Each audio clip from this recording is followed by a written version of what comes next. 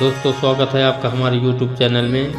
आज लेकर आया हूँ एक नई कहानी जिसका शीर्षक है कभी उम्मीद मत छोड़ो। एक बार की बात है, एक बड़ी सी पानी की नाव जिसमें कि लोग सफ़र कर रहे होते हैं, वो पानी में डूब जाती है। सारे लोग भी पानी में डूब जाते हैं, लेकिन उनमें से एक व्यक्ति किसी तरह से बच जाता है। वो अपनी जान बचाते बचाते किसी तरह एक खाली टापू पर पहुंच जाता है। टापू बिल्कुल ही सुनसान होता है, वहाँ पर और कोई भी नहीं होता। वो इंसान भगवान को कोसने लगता है कि उसने उसके साथ ऐसा क्यों किया। फिर वो उस टापू के किनारे काफ़ी दिनों तक बैठा रहता है, इस आस में कि शायद उसे कोई बचाने के लिए आ जाए। लेकिन 2-3 दिन बीत जाने पर भी उसे बचाने के लिए कोई नहीं आता। वो अपने बचने की उम्मीद पूरी तरह खो देता है। फिर वो जंगल में जाता है और कुछ लकड़ियाँ इकट्ठी करता है, जिसे वो अपने लिए एक छोटा सा घर बनाता है जिसमें कि वो रह सके। वो आदमी पेड़ों से फलों को तोड़कर और मछलियों को पकड़कर अपना पेट भरता है। ऐसा काफ़ी दिनों तक चलता रहा। उस आदमी को अब अपने बचने का कोई रास्ता नहीं दिख रहा था।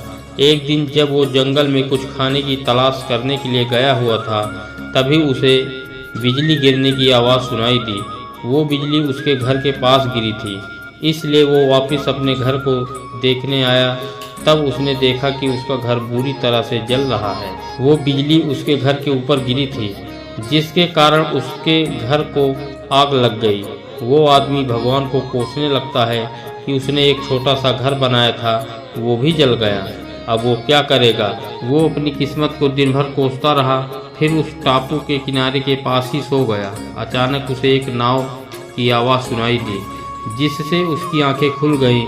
तो उसने उठकर देखा कि एक नाव उसके पास ही आ रही है। वो जोर जोर से उस नाव को मदद के लिए पुकारने लगा। उस नाव पर सवार लोगों ने उसकी आवाज़ सुन ली और उसे बचा लिया। उस आदमी ने उन लोगों से पूछा कि आपको कैसे पता लगा कि मैं यहाँ पर हूँ। तब उनमें से एक आदमी ने जवाब दिया कि हमने आपका धुएं का इशारा देखा था, जिसे देखकर हम आपको बचाने के लिए आ गए। तब वो आदमी सोच में पड़ गया कि उसने तो उन्हें कोई इशारा नहीं दिया था। फिर थोड़ी देर बाद सोचने के बाद उसे याद आया कि उसका घर आग में जल गया था। शायद उसी के धुएं को देखकर ये मुझे बचाने के लिए आ गए हैं।